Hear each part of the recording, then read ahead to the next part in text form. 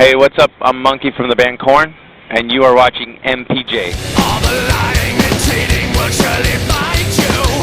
Dishonesty takes you apart and will eat you. All the anger and pain and the suffering and the shame and the voices in your brain will surely haunt you. Let the guilt go. Let the guilt go. Let the guilt go. We're here at the Mayhem Festival with Munky. Thanks for joining us.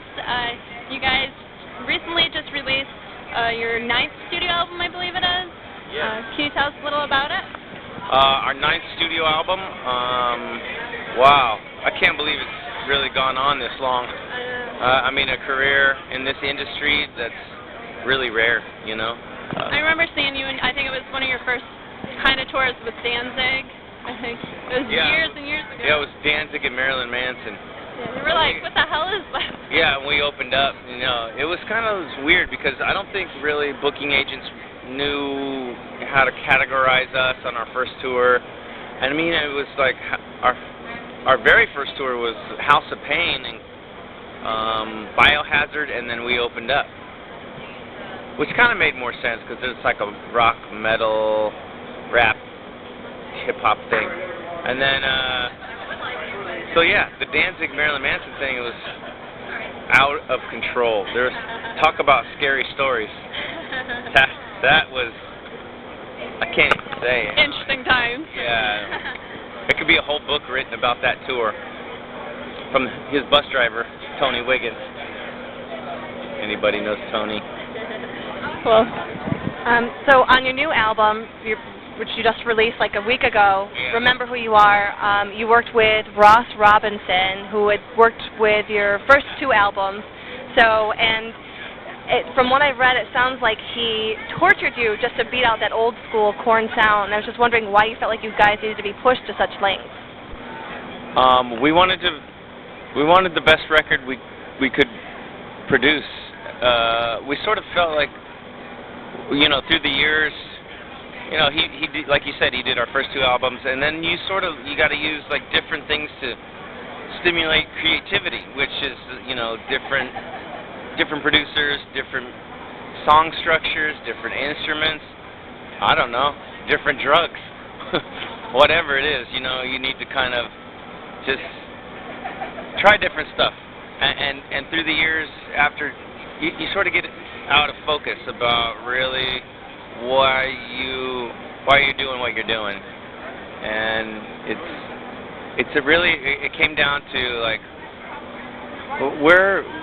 we were 5 guys from Bakersfield that were pissed off about our situation, and I think that's what Ross was able to kind of bring back, and it's sort of like it's like a muscle that it's there, and if you exercise it, it'll get stronger and stronger. So I think it's just something that we needed to exercise and sort of get back into tune with. So I think, you know, this record is just scratching the surface again. I think the next records are going to be even deeper and more emotional, if it's possible.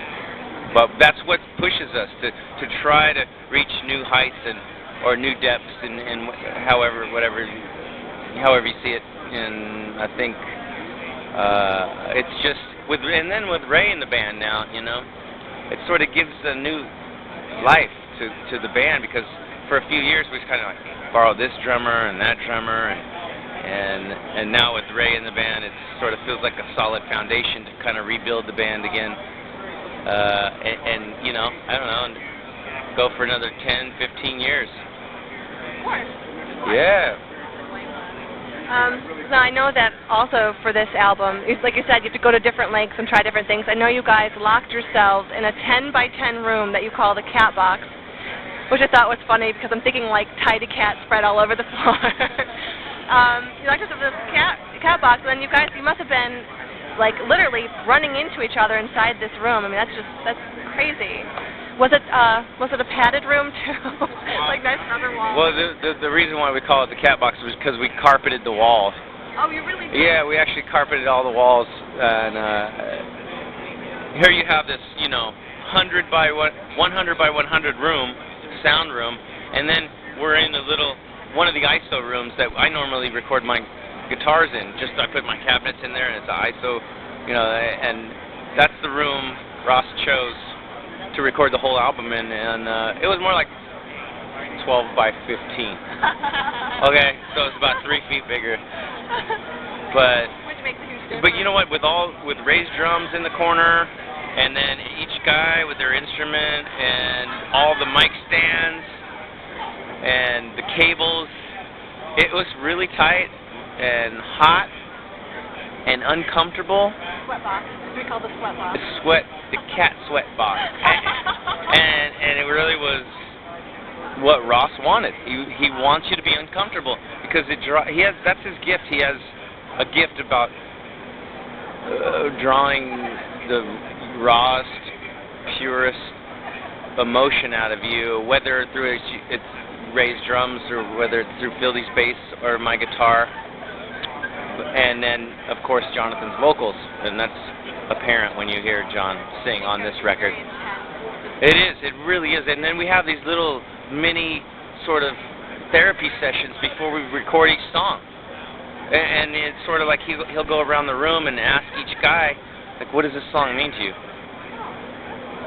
Well, he's not going to settle for, well, I just like it rocks. No. He's like, what does it make you feel? Does it make you envision something? And sort of you go into a deeper level. And what it does, it raises the vibration of the room to a higher level. So you can, each guy, it gives you to where you can feel it, like physically feel it, goosebumps. Oh yeah, you do. You do, actually. Wow. And just talking about it, makes, just being in that environment, it's really, really spiritual, really. It's a spiritual experience, for me anyway. I can't speak for everybody in the band, but for me, it's that moment where you can shut your brain off and stop that continuous narrative. Is that a word? Yes, it is. Yes, you're good. It is. That voice in your head, basically, that constantly is analyzing everything, and it gives you a chance to turn that off and just play music from your heart without the filter of your mind analyzing every little friggin' thing that... Oh, yeah, whatever, yeah. Is that something that, this is the first time you've done that when you've recorded, or is that like a procedure you guys have done in the past? What? When you're talking about what the song means to you, was this like the first time Ross has done that with you guys? No. That's something that he does. That's sort of what he does with each band, and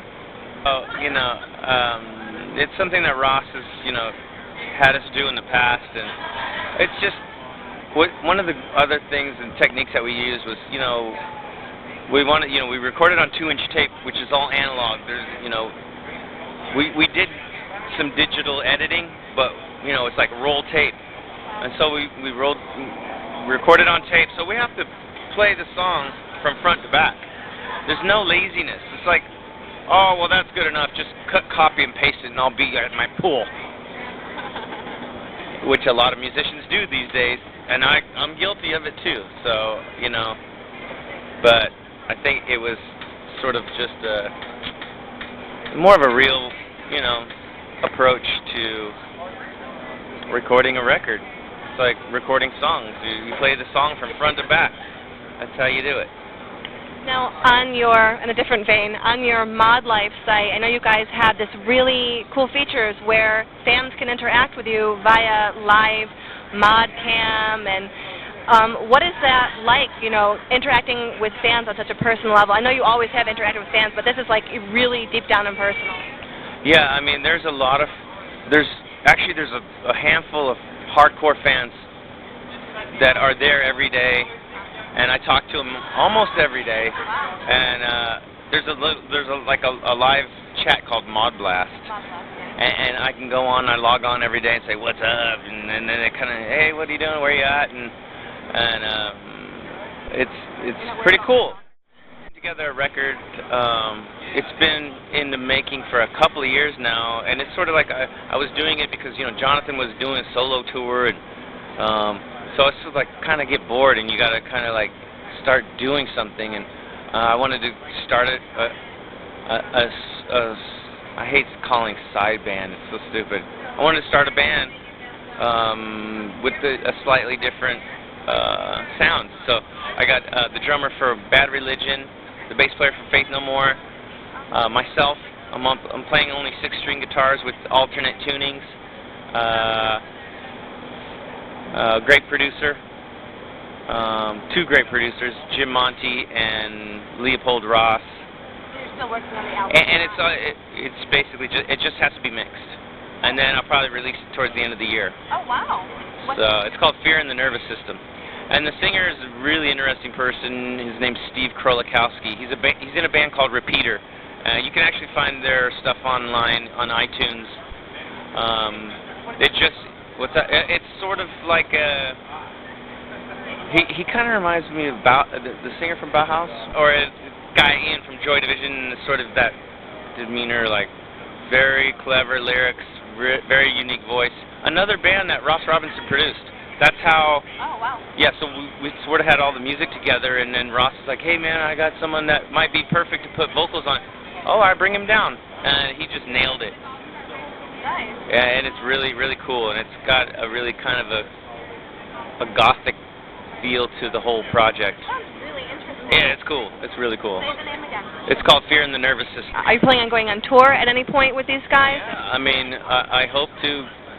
Korn has a very intense tour schedule right now since we have a new album, so I'm thinking probably late next summer, maybe in about a year, once people get familiar with the album. And I don't know, you know, I don't have a distribution deal or anything like that to really figure out how I'm going to get this music to the people. It'll find a way, believe me. It'll find you. I know. They'll find it. I've been talking about it for quite a long time, and I've kept it very quiet.